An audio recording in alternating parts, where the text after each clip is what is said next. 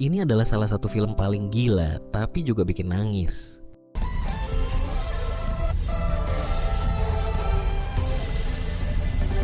Film ini tentang pilihan hidup, keluarga, penyesalan, dan gimana rasanya jadi orang dewasa yang ngerasa hidupnya gagal total.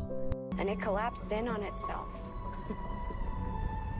'Cause you see, when you really put... Yuk, tarik napas panjang. Karena kita bakal masuk ke dunia yang super aneh tapi seru banget. Cerita ini berpusat pada seorang ibu-ibu imigran asal Tiongkok bernama Evelyn Wang. Hidup Evelyn ini bisa dibilang adalah definisi dari kata rumit. Dia mengelola usaha laundry koin yang setengah mati bikin capek, hidup pas-pasan, dan saat ini lagi diusut habis-habisan sama kantor pajak. Setiap hari isinya cuma ngurusin nota, komplain pelanggan, dan mesin cuci yang rusak.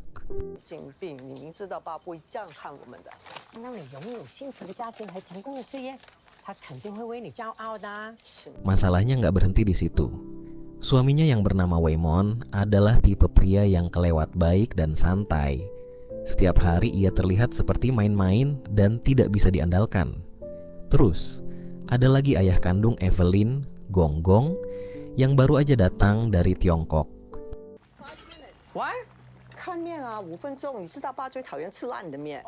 Beliau ini tipe orang tua kolot yang selalu nuntut kesempurnaan dan selalu bikin Evelyn merasa jadi anak yang gagal. Di atas semua itu, hubungan Evelyn dengan putri tunggalnya, Joy, lagi hancur-hancurnya.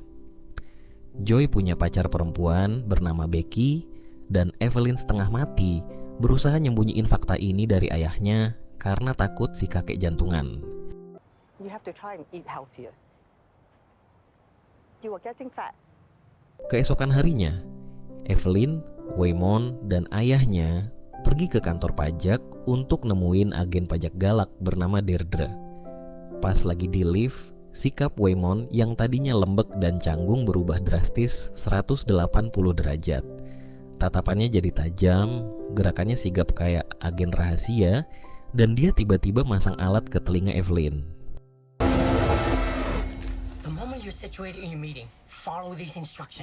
Waymon versi garang ini ngasih Evelyn selembar kertas berisi instruksi aneh dan bilang kalau nyawa Evelyn lagi dalam bahaya besar.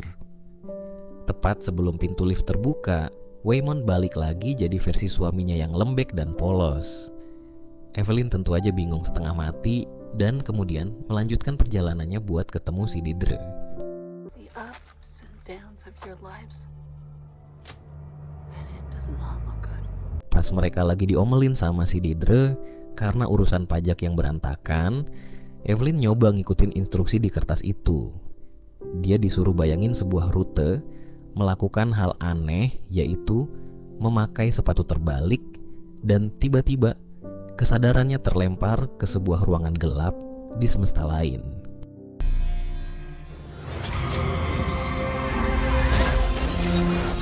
Di sana, Waymon garang tadi muncul lagi. Waymon ini menjelaskan bahwa dia bukan suami Evelyn dari dunia ini. Dia berasal dari semesta alfa. Semesta pertama yang berhasil menemukan cara untuk melintasi berbagai dimensi. Cara kerjanya cukup rumit dan aneh.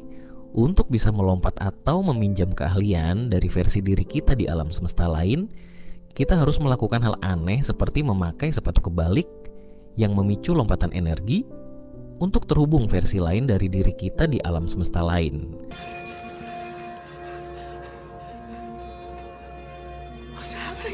Alpha Waymon ngasih tahu kalau seluruh alam semesta ini lagi terancam hancur lebur oleh satu makhluk super jahat dan sakti bernama Jobutupaki. Dan satu-satunya orang di seluruh alam semesta yang bisa mengalahkan Jobutupaki adalah Evelyn versi dunia ini.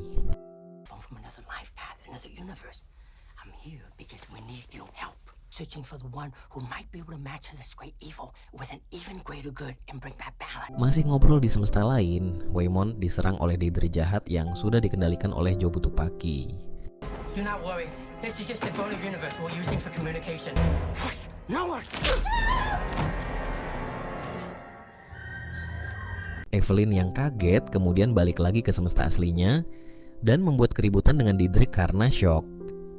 Alpha Waymond juga mengikuti ke semesta Evelyn untuk membantu.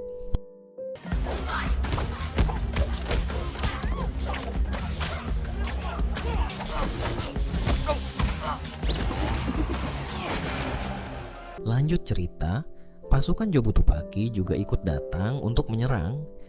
Saat terpojok, Evelyn terpaksa belajar dan melakukan lompat dimensi untuk menyerap ilmu dari versi dirinya di semesta lain. 功夫不只是打，饼干也可以是功夫。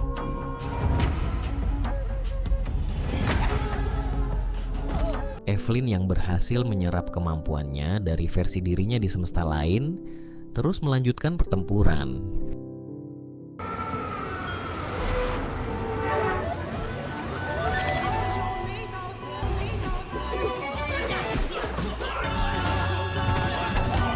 Evelyn terus menyerap dan berantem untuk mengalahkan musuh-musuh.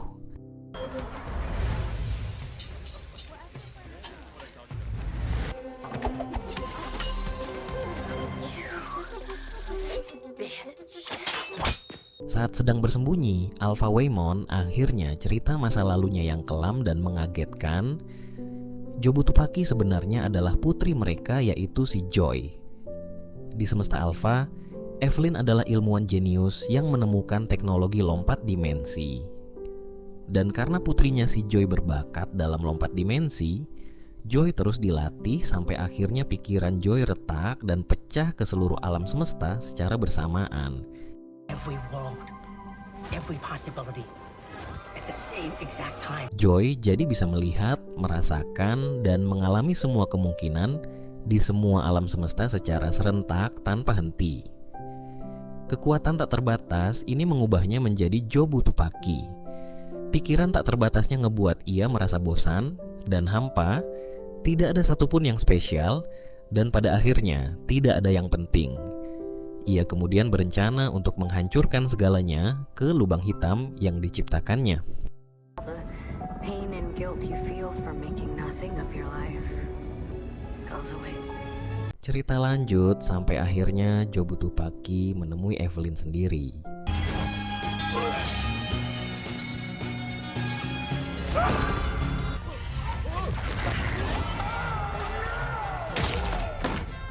Namun saat berhadapan, Evelyn merasa pusing dan jatuh.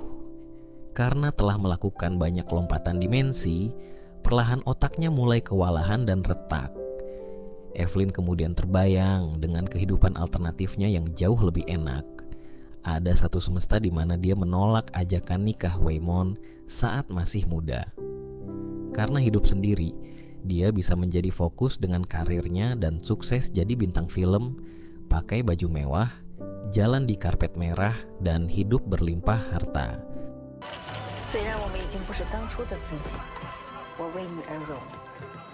Melihat apa yang bisa terjadi kalau dia ninggalin suaminya, Evelyn jadi makin benci sama kehidupan aslinya yang cuman ngurusin laundry koin. Jobu kemudian membawa Evelyn ke semesta yang isinya tidak ada kehidupan. Mereka berdua cuma berwujud sebagai dua bongkah batu yang diam di pinggir jurang sunyi. Di momen ini, sebagai batu, mereka merasa tenang. Nggak ada tuntutan, nggak ada bayar pajak, nggak ada ekspektasi keluarga. Evelyn hampir aja nyerah dan mau ikut Jobu masuk ke dalam kehampaan.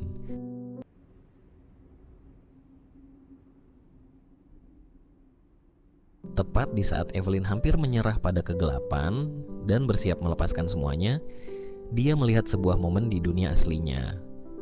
Di tengah gedung pajak yang lagi hancur lebur berantakan karena diserang pasukan dari alam semesta lain, Waymond berdiri ketakutan.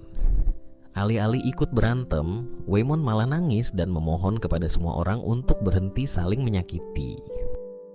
Please, can we just stop fighting? 你说过， Waymond bilang, "Aku tahu dunia ini membingungkan dan gak masuk akal. Tapi tolong, bisakah kita semua saling berbaik hati, terutama di saat kita gak ngerti apa yang sedang terjadi?"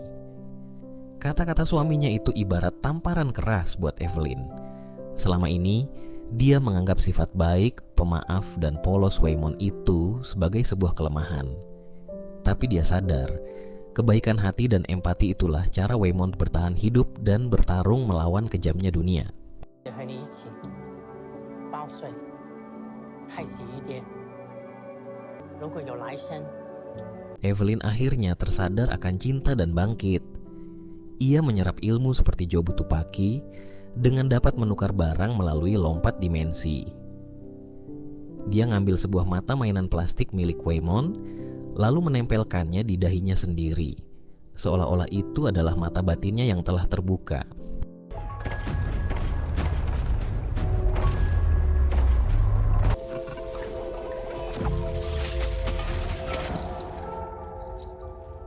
Dia milih untuk memutuskan rantai kutukan keluarganya yang selama ini selalu menuntut kesempurnaan. Dia berani berdiri di depan ayahnya, memperkenalkan Becky sebagai pacar Joy dengan bangga, dan bilang kalau dia menerima anaknya apa adanya. Evelyn kemudian bilang ke Joy, "Dari semua tempat di seluruh semesta, di mana aku bisa jadi artis kaya raya atau hidup sempurna tanpa beban, aku akan selalu memilih untuk berada di sini, di dunia yang ruwet ini, asalkan bersamamu."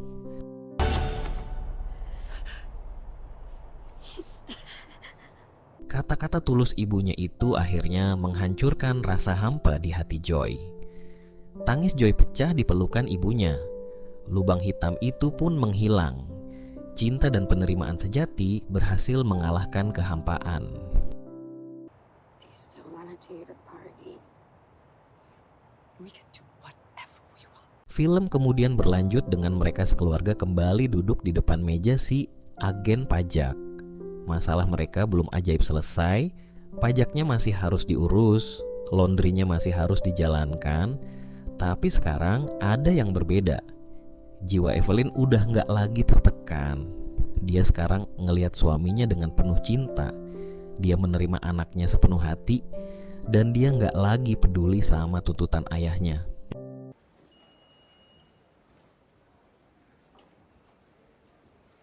Pada akhirnya, Evelyn sadar, keajaiban terbesar di seluruh alam semesta bukanlah kekuatan super atau hidup bergelimang harta, melainkan momen-momen sederhana dan orang-orang yang kita cintai saat ini, dan cerita pun berakhir. Keren banget kan? Film ini benar-benar ngingetin kita mau seberantakan apapun hidup kita sekarang, selalu ada ruang untuk saling berbaik hati. Habis ini ada yang mau request film? Tulis di kolom komentar ya. Sampai jumpa.